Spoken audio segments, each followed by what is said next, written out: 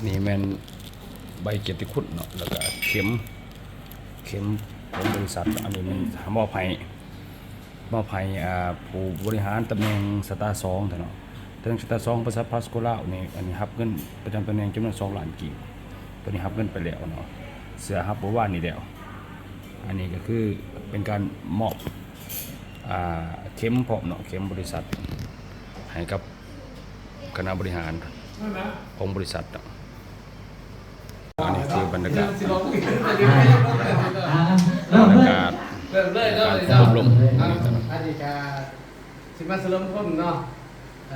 แผนการตลาดของบริษัทระดับวสสินมาตายเดี๋ยวจะเสริมต้นเนาะ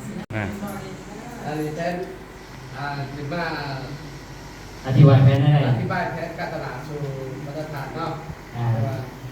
แผนการตลาดของเรามันมีอยู่3เนาะ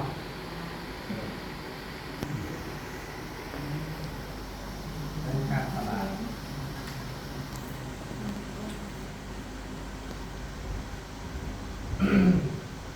ต่อไป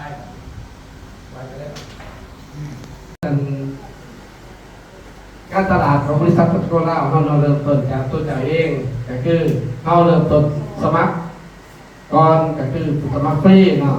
เพียงแต่เขาสื่อสินค้าเขาสู่ทางของเราหรือว่าเขาสู่อะไร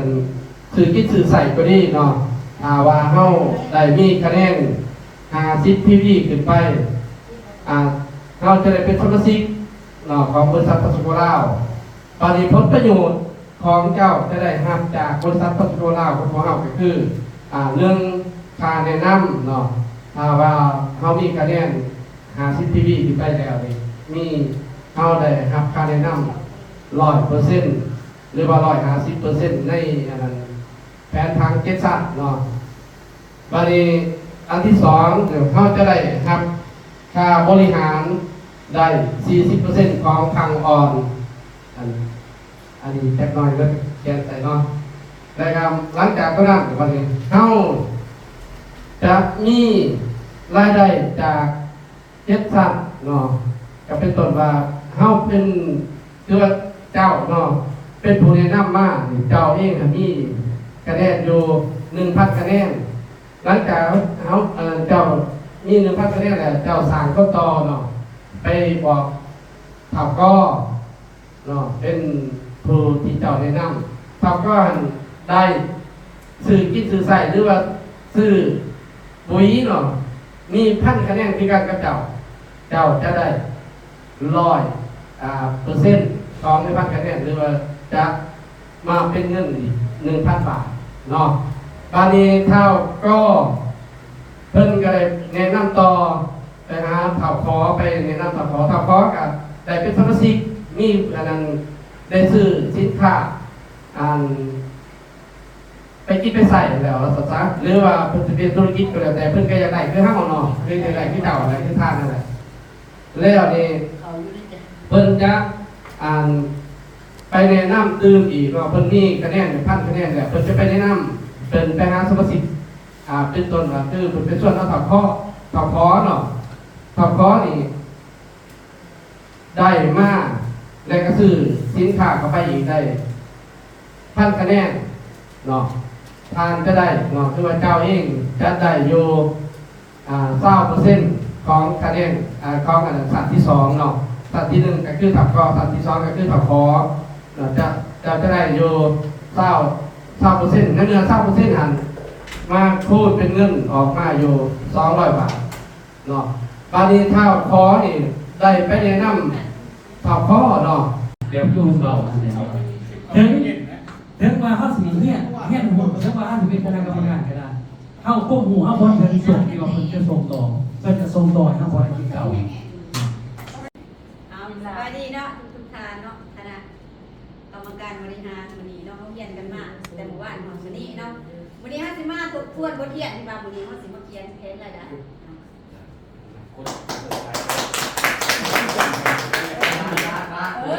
นี่เลยนะวันนี้เนาะเขาสิมาเขียนแผนเรื่องรายได้เนาะก่อนอื่นมาเขียนแผนเรื่องแผนรายได้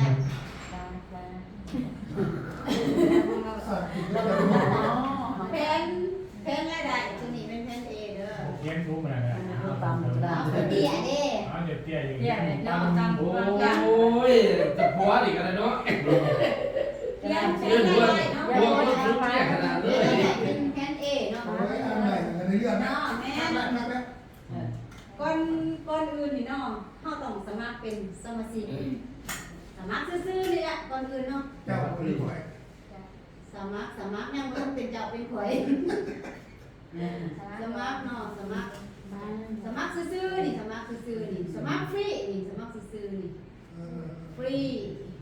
สมัครฟรีเด้อก่อนอื่นเนาะถ้าว่าเฮาอยากได้เป็นศูนย์ธุรกิจของเฮาเนาะที่ว่ามีคะแนนเฮาก็สามารถซื้อสิน้อยสิหลายก็แล้วแต่ว่าเฮาต้องซื้อเริ่มต้น50ชีวิตถึงเมื่อเนาะซื้อสะสมคะแนน เบิ่งน้ำเพิ่นเด้อ ย่างน้อยคะแนนย่างน้อย50ชีวิตเด้อ50 เบิ่งน้ำแล้วก็ทดแต้มไว้น้ำเด้อ 50ชีวิตเนาะแบบนี้เนาะ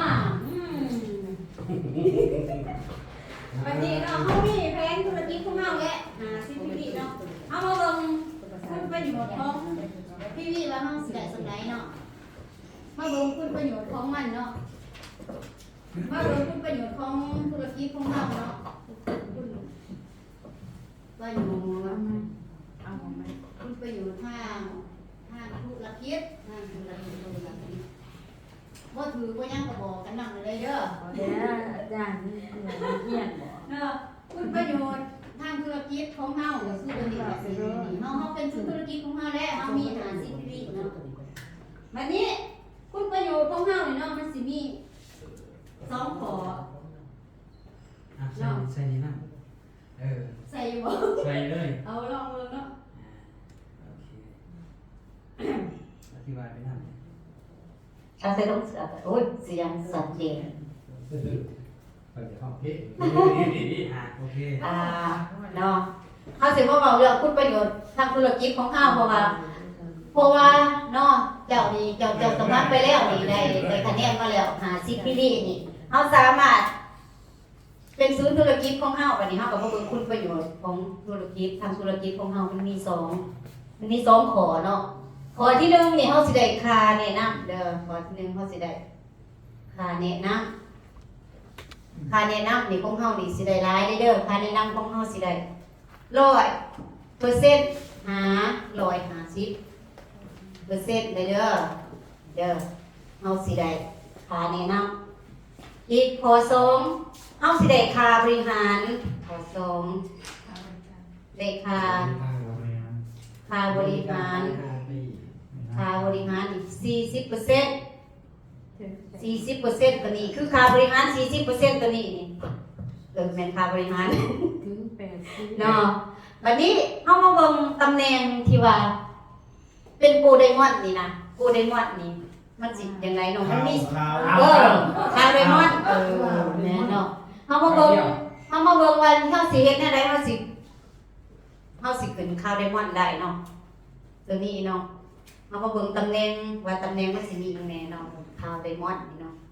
ค่าไดมอนด์ของเฮานี่มันมีตำแหน่งเดียวเนาะแต่ว่าเฮาสิมี2วิธีในการสื่อเป็นคาร์ไดมอนด์นะมี2วิธี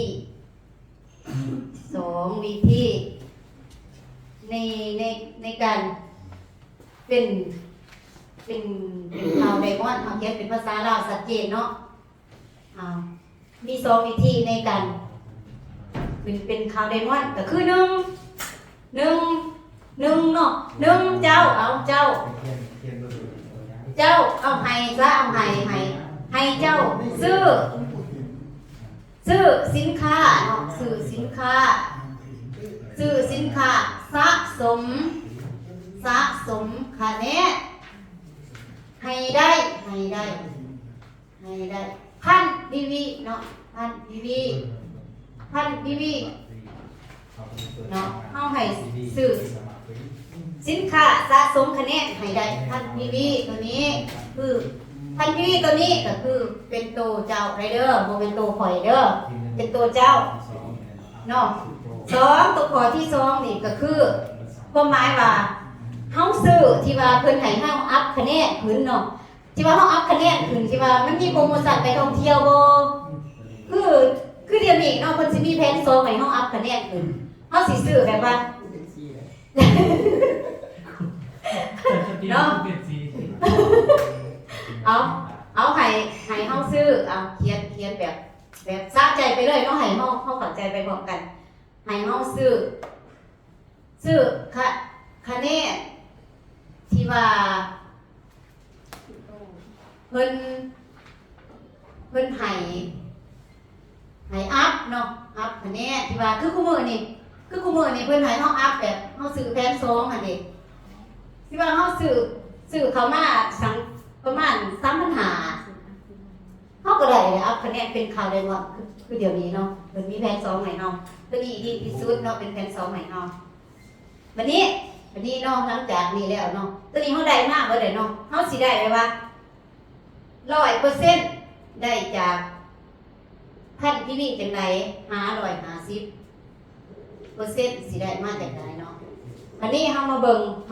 างองค์กรว่าเฮาสิได้จากนี่เฮ็ดสัตว์แนวใดเนาะเพราะว่าเพิ่นว่าเฮาได้ 100% 50%แล้วก็ได้7สัตว์ได้7สัตว์จากการแนะนำได้7สัตว์จากการแนะนำเด้อจากการแนะนำเนาะบัดนี้เฮาสิมาเบิ่งพังเนาะเฮาสิมาแตกพังให้เบิ่งบัดนี้เนาะว่าเฮาสิมาแตกพังให้เบิ่งว่าเฮาสิได้7สัตว์แนวใดเนาะเฮาสิได้7สัตว์ไหนเฮาก็มาแตกแผนพังของเฮาเนาะเริ่มต้นนี่เริ่มต้นหนึ่งนี่ก็คือตัวเจ้าเนาะสิเป็นอาจารย์แอกับยายเนาะเอาเป็นตัวเจ้าเอาเป็นเจ้าอันนี้เนาะเฮาซื้อผลิตภัณฑ์สมุนไพรเฮาก็ว่าเป็นปุ๋ยเป็นหยังกะยาสินค้าในบริษัท6,000 คะแนนก็คือ PV เนาะเป็นพัน PV เป็นเฮาเนาะบัดนี้คือเฮานี่แหละเฮาเข้ามาเรียนรู้ในระบบบริษัทในระบบของโรงเรียนบริษัทต่างๆเฮาเข้าใจแล้วว่าเฮาซื้อพันคะแนนนี่เฮาสิได้ค่าแนะนำ 100% แนวใดเนาะเจ้าเนาะจากที่ว่าเจ้าน่ะซื้อไปแล้วพันคะแนนเนาะสะสมคะแนนไว้คืนเป็นข่าวได้ก่อนเรียบร้อยแล้วเจ้าสามารถสิได้ค่าแนะนำ 100% 150%เนาะเจ้าก็ไปแนะนำเอาถาวนึงซะมันจังสบายเนาะเอาถาวนึงเอาเดี๋ยวไปแนะนำถาวนึงเนาะเฮาต้องไปแนะนำว่าเดี๋ยวนี้เนาะเจ้าก็ปล่อยว่าซะเฮาอยู่บ้านใกล้เคียงกันหรือว่าเป็นหมู่เป็นเพื่อนกันเฮาเฮ็ดสวนคือกันนั่นน่ะแนวใดเฮาก็ได้ซื้อกินซื้อใส่ซื้อปุ๋ยใส่สวนเฮาอยู่แล้วเนาะถ้าสมมุติว่าเจ้าซื้อน้อยเป็น50คะแนนหรือว่า100คะแนนเฮาก็สิได้ของน้อยแต่ว่าเฮาซื้อพันคะแนนขึ้นไปถ้าสมมุติว่าเฮาซื้อปุ๋ยสิเนาะเฮาก็สิได้พันคะแนนถ้าสมมุติว่าเฮาซื้อพันคะแนนเฮาได้สินค้าหลายเฮาก็เฮาไปใส่มันคุ้มค่าที่ว่าเฮาไปสีกาแฟเนาะนะถ้าสมมุติว่าเป็นอันนี้เนาะคราวนึงนี่ก็ได้ยินแล้วก็เข้าใจเด้เพราะว่าเราก็มาเรียนรู้นำเฮาแต่ว่าก็บ่ทันถึงขั้นว่าสิเป็นกรรมการบริหารหยังคือเฮาแต่ว่าเราเข้าใจแล้วก็เลยว่าซื้อก็ซื้อเพิ่นก็อยากได้ปุ๋ยไปสิคือกันเพราะว่าเขาก็เฮ็ดสวนเนาะแล้วก็ซื้อสาพันนึงเด้เพราะว่าเราเห็นซื้อแล้วก็ซื้อพันคะแนนเนาะเจ้านี่นะผู้แนะนำข่าวนึงมาเนาะเจ้าก็สามารถได้ค่าแนะนำนี่ 100% เนาะ 100% ที่ว่าเจ้าแนะนำข่าวนึงมาใน 100% นี่เนาะมาพูดให้พันเจ้าก็ได้ค่าแนะนำ1,000 บาทนี่ได้ค่าแนะนำนี่1,000 บาทในมือนึงเนาะวันนี้เนาะนี่ค่อยนี่นะเจ้านี่นะแนะนำข่าวนึงมาแล้วเนาะวันนี้ข่าวนึงนะข่าวนึงแล้วก็อยากได้ค่าแนะนำ1,000 บาทคือกันกับเจ้าเนาะข่าวนึงนี่ก็ไปแนะนำข่าว2เนาะเฮาสิว่าง่ายๆเพราะว่าหลายคนมันสิสะเนาะกระทัดมาเนาะให้เข้าใจเหมือนกันข่าวนึงก็ไปแนะนำข่าว2ข่าว2ก็อยากได้คุยไปสิคือกันหรือว่าข่าว2นี่สิซื้อไปขายเพราะว่า ถ้าสว่าถ้าสองนี่บ่มีส่วนเนาะเราอยากซื้อไปขายเราก็ซื้อคือกันท่านคะแนนเราก็ซื้อท่านคะแนนปั๊บตัวนี้มันเป็นค่าแนะนำขั้นที่1เด้อนี่เด้อขั้นที่1เฮาสิได้100%ข่าวหนึ่งมาแนะนำข่าวสองนี่เนาะสื่อพันคะแนนคือกันกับข่าวหนึ่งเนาะข่าวหนึ่งนี่เนาะข่าวหนึ่งนี่แล้วก็สิได้ค่าแนะนำ1,000 บาทแล้วก็สิได้ค่าแนะนำ1,000 บาทนี่เนาะข่าวหนึ่งนี่เนาะเพราะว่าเราแนะนำข่าวสองนี่สื่อพันคะแนนคือกันกับเราเนาะวันนี้ข่าวหนึ่งนี่มาแนะนำข่าวสองเฮาสิได้ค่าแนะนำนี่เป็นสั้นที่สองก็คือ20%ตัวนี้ ของมูลค่าตัวนี้เนาะนี่ตัวนี้เป็นสันที่2เด้อตัวนี้สันที่2บัดนี้เฮาเนาะเฮาได้สันเฮาสิได้ค่าแนะนำสันที่2 9%แล้วเขามาพูดให้พัดมันออกมาแสดงจากซอยแน่200เนาะนี่เฮาก็สิได้ค่าแนะนำจากเขา ครับขอ เขา2นี่เนาะ200 บาทเนาะแม่นเพราะว่าเขาสิได้ค่าแนะนำตัวนี้นี่เฮาบ่ได้แนะนำเองเนาะแต่ว่าข่าวหนึงเป็นคนแนะนำข่าวสองเฮาก็ยังได้ค่าแนะนำอยู่20%เด็กขึ้นมาฮอดเฮาเฉยเนาะบัดนี้ข่าวสองนี่เนาะข่าวสองก็อยากได้เงินโบนัสคือการกับข่าวหนึงได้1,000ข่าวสองก็อยากได้1,000เนาะข่าวสองก็ไปแนะนำข่าวสามอีกแนะนำแบบเดียวกันนั่นแหละซื้อพันคะแนนเหมือนกันเนาะข่าวสองก็ไปแนะนำข่าวสามซื้อพันคะแนนคือกันข่าวสองก็รับโบนัสไป 1,000 บาทเนาะ1,000 บาทเนาะวันนี้เจ้าเป็นผู้อยู่เทิงเนาะเจ้าก็สิได้รับค่าแนะนำเป็นสันที่3เด้อสันที่3สันที่3ของเฮาก็คือ 10% เป็นบ่อาจารย์แน่ 10% เนาะ 10% ในตัวนี้ก็คือสันที่3เลยที่ข้าพเจ้าเขียนไปนี่เป็นสัน1สัน2สัน3บัดนี้เนาะเฮาหั่นน่ะเฮาบ่ได้แนะนำเฮาได้ค่าแนะนำจากข่าว2ข่าว3นี่ข่าว2นี่มาแนะนำข่าว3เป็นสันที่3เฮาได้ค่าแนะนำอีก100 บาท100 บาทจากข่าว3บัดนี้ข่าว3เนาะก็อยากได้เงินคือกันกับข่าว2ก็ไปแนะนำข่าว4ไปแนะนำข่าว4ได้บัดนี้ได้มันสิมี4หน่วย5หน่วย6หน่วย7หน่วยเนาะข่าว3นี่มาแนะนำข่าว4นี่ก็ย่านข่าว3นี่ลื่นแล้วเจ้าก็ยังซื้อได้คันคะแนนเขาก็อยากซื้อคือกันข่าว4นี่ก็ได้ซื้อแต่ข่าว3นี่ได้คันคะแนนข่าว3เป็นผู้แนะนำข่าว4ข่าว3นี่หักโบนัสไปอีก 1,000 บาทหัก 1,000 บาทเด้เพราะว่าคนเฮามันนิสัยมันสิคล้ายๆคือกันแต่ว่าเจ้าซื้อยังเขาก็อยากได้เรื่องนั้นแต่ว่าแม่นบัดนี้เจ้าหั่นน่ะเจ้าบ่ได้แนะนำเนาะเจ้าสิได้ค่าแนะนำจากข่าว3นี่เป็นสันที่4นี่เป็นสันที่4เด้อเป็นสันที่4เฮาสิหักไป 5% เนาะ 5% เลยเด้อ 5% เนาะเฮาสิได้ค่าแนะนำนี่จากข่าว3ที่ว่ามาแนะนำข่าว4เป็นสันที่4 5%ก็คือเฮาสิได้เติมอีก50 บาทเนาะเฮาสิได้อีก50 บาทบัดนี้ข่าว4นี่น่ะมาเห็นข่าว3ว่าโอ้โบนัสข่าว3ของเฮาเพิ่นก็อยากได้เงินคือกันกับข่าว3นี่น่ะข่าว4ก็ไปแนะนำข่าว5 บาทข่าว4ก็ไปแนะนำข่าว5เฮ็ดจังได๋เนาะเพิ่นว่าเนาะบัดนี้ไปแนะนำเพิ่นก็อยากได้คือกันได้บ่ได้เงินโบนัสก็ไปแนะนำข่าว5ซื้อพันคะแนนคือกันเนาะซื้อพันคะแนนซื้อพันที่นี่บนบาทไปเลยเขาจะพันที่นี่เนาะมาถือไปย่างบอกกันเลยเด้อเนาะเขาซี่กับไปแนะนำเขาหาเนาะเขาหากับซื้อพันคะแนนเขาซี่ก็ได้นำค่าแนะนำ1,000 บาทเหมือนกันเนาะแต่ว่าเจ้าครูแนะนำครูทำยิดเนาะเจ้าก็สิได้ค่าแนะนำอีกเป็นสันที่5อันนี้เนาะเป็นสันที่5นี่เฮาก็สิสามารถได้ 5% ของการแนะนำสันที่5อาจารย์ เออแต่สันที่5แล้ว 1 2 3 4 5 อันนี้5อีกนั่น นี่ก็เท่าหาเนาะถึงแล้วเนาะเด้อวันนี้เท่ามาไปในน้ำเท่าโวกหน่อยเนาะเท่ามานี่ไปในน้ำเท่าโวกเนาะวันนี้เท่าซีน่ะเพิ่นได้แล้วเงินนี่เนาะได้เงินโบนัสไปแล้วที่เพิ่นแนะนำเท่าหามาซื้อนี่ท่านก็เนี่ยวันนี้เท่าหานี่เพิ่นก็ยังได้อีก1,000 บาทเด้ที่ว่าเป็นโบนัสออกมาเลยเพิ่นยังบ่เลยแล้วมึงได้เบิดเลยเพิ่นก็ไปแนะนำเท่าโวกนี้มาซื้อคือกันกับหมู่อีกท่านคะแนนเนาะก็เลยว่าเพิ่นก็เลยได้โบนัสหักโบนัสไปอีก 1,000 บาทเข้ามาวันนี้ผู้เจ้าที่ว่าเจ้าเนี่ยนั่งมากเนาะตอนนี้เจ้าก็มาหักโบนัสอีกเป็นสัตว์ที่โมของเจ้ามา5%ก็ได้เพิ่มอีก50 บาท5%สัตว์ที่โมแล้วน้องเป็นตาม4โมเนาะวันนี้เท่าหานี่ได้โบนัสออกมาได้แบบนี้เนาะเขาพกก็จะได้คือกันกับเท่าหาจะได้โบนัสกันได้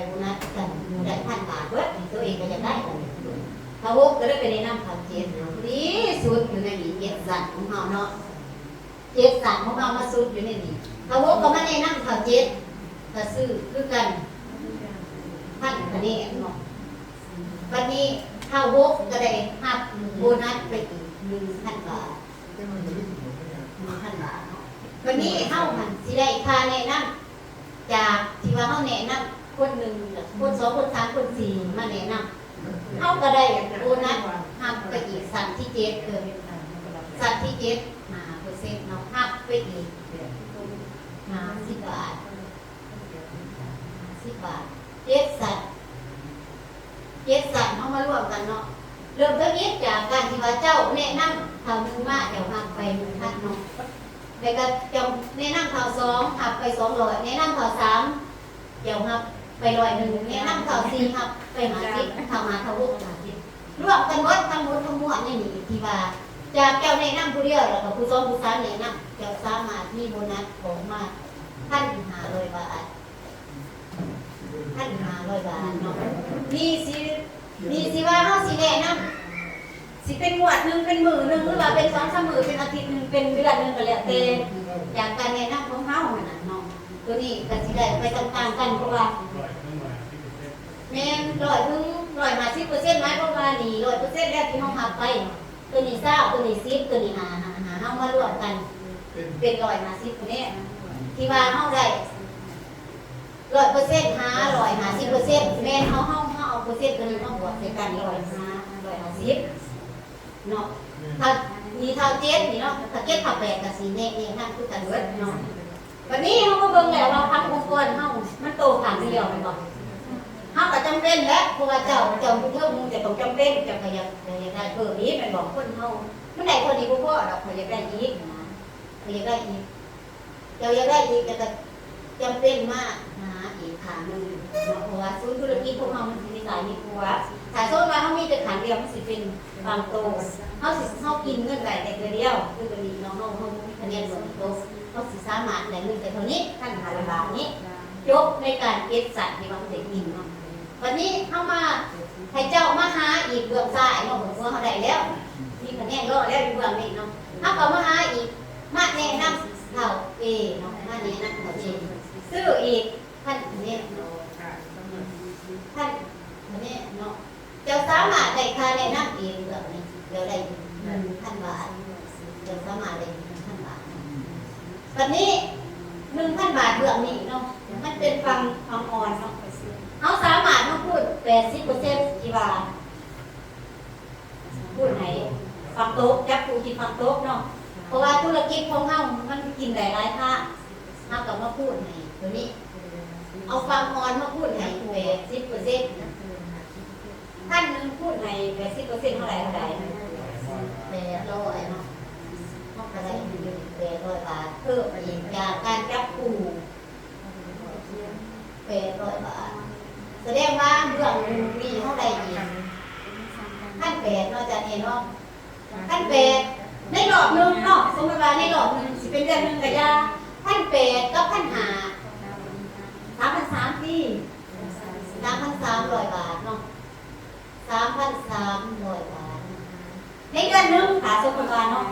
ตัวนี้เฮาเฮ็ดเป็นอาชีพเสริมในเดือนนึงค่ะสมมติว่าเฮาเฮ็ดอาชีพเฮาเป็นอาชีพสวนเนาะเฮาเฮ็ดเป็นอาชีพหลักแต่ว่าเฮามาเฮ็ดธุรกิจตัวนี้เป็นอาชีพเสริมในเดือนนึงเฮาได้เงิน3,300 บาทกลุ่มบอกจากการที่ว่าเฮาซื้อผลิตภัณฑ์ไปใส่สวนกาแฟเฮากลุ่มเนาะแม่นเพราะฉะนั้นเฮาเอาธุรกิจตัวนี้มาเป็นอาชีพเสริมและก็ปกติเฮาซื้อกาแฟซื้อหุ้ยใส่สวนกาแฟอย่างเฮาซื้อบ่ได้ค่าแรงนะแล้วก็ซื้อบ่ได้เงินโบนัสแบบนี้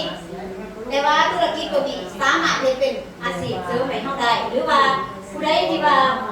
อยากเฮ็ดเป็นอาชีพหลักเฮาก็เฮ็ดเป็นอาชีพหลักสามารถได้เงินนี่บ่แม่นว่าได้บาทเดียวนี่ได้เริ่มต้นอย่างนี้บ่แม่นว่าสมมุติว่าเฮาสิคิดว่าเฮาเริ่มต้นเฮ็ดพอยเป็นพอยไปเอาเดือนนึงได้ 3,300 ค่ะเฮาก็เอาเนาะเพราะว่าถ้าสมมุติว่าเฮามีเงินซื้อเฮาบ่ได้เฮ็ดหยังเฮาก็บ่ได้หยังเฮามีเงินกินเงินใส่เอามาคือง่ายๆที่ข้าพเจ้ามีเงินสำรองไว้กินไว้ใส่ยามฟ้ายามฝนบ่ได้เฮ็ดหยังอาสิเฮ็ดสวนกระจกกินจกใส่เบิดไปซื่อๆเนาะแต่ว่าเฮาได้ตัวนี้มาได้โบนัสแน่ได้เงินเดือนโครงการแน่คือเฮ็ดมื้อนี่นะมันเฮากระจกเงินในเงินเฮาน้อยลงแต่ว่าเฮาได้มาตัวนี้เพราะว่าทุกมื้อนี่ข้าพเจ้าก็บ่ทันได้เก่งแต่ว่ามันเข้ามาศึกษาเรียนรู้ในระบบบริษัทเพื่อสิเอาตัวนี้ไปเป็นอาชีพเสริมจากการเฮ็ดสวนเฮาเคยยกแต่เงินออกมาใช้เอาตัวนี้มาเป็นอาชีพเสริมเพื่อว่าสิให้เฮามีรายได้เนาะคือบางอย่างข้าพเจ้าหาโบนัสทั้งโบนัสอยากทำงานแล้วก็ได้เงินเดือนโครงการเนาะเงินเดือนโครงการของข้าพเจ้าก็โครงการปุ๋ยหนักก็3 เดือนก็คือ6 ล้านไปมาเฉลี่ยใส่กับเงินโบนัสที่ได้ที่ว่าเฮาน่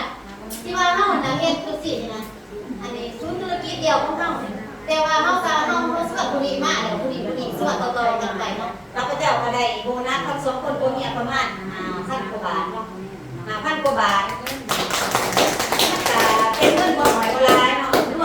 รวม3 ล้านไปแล้วมาบวกกับเงินโครงการปุ๋ยหนักเนาะในเดือนบางแรกในเดือน6เนาะข้าพเจ้าได้เงินเข้าบัญชี9 ล้านไปเนาะสำหรับข้าพเจ้าเนาะที่ว่ามาเขียนแผนการตลาดให้ทุกคนเบิ่งเนาะเฮาก็เรียนรู้มานํกันสำนี้เนาะข้าพเจ้าก็สิมีเรียนตรงนี้เนาะขอบใจ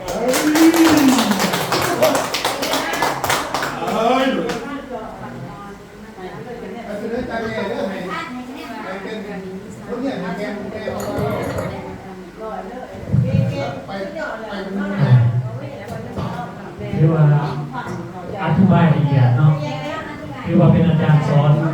คนใดเลยแต่นี่ต้องเขียนละเอียดที่สุดแต่ก็เริ่มต้นที่วิทย์เขามาเขาเสียเป็นไรเนาะแล้วก็เขามาหลังจากก็เขามาแล้วเราไปนะคนหนึ่งก็คนหนึ่งไปนะคนหนึ่งต่อกันไปเป็นอะไรเกี่ยวกับเราอธิบายเลยด้วยนะเราพยายามให้อธิบายแบบนี้เลยต่อไม้คือว่าเอาอย่างกันอะไรอธิบายเพราะฉะนั้นเป็นยังกับข้าพเจ้าจังว่าเขียนเอาน้ำเด้อเพราะว่าเขาจะได้ใส่ไม่ได้ตัวนี้เขาจะได้ใส่ได้บทเนี่ยที่เขาเรียกว่าเบิร์ดในบริษัทเนี่ยก็เพื่อให้เขาเป็นแบบนี้เอาน้ำหูแทนกันทำได้ไรแทนกันตลาดแทนกันสามองค์กรใน4 อย่างนี่ถึงว่าก่อนแต่คือเขาจะเป็นคนรวยเลยต่อไปเราก็ทียังเชิญท่านการส้มสุวรรณสมัยออกมา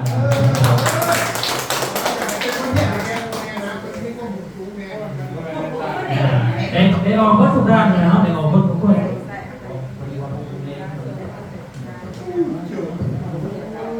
rồi cũng chụp đi chi cho đơn giản อยู่หรอเก่าโมงกับเสร็จจะมา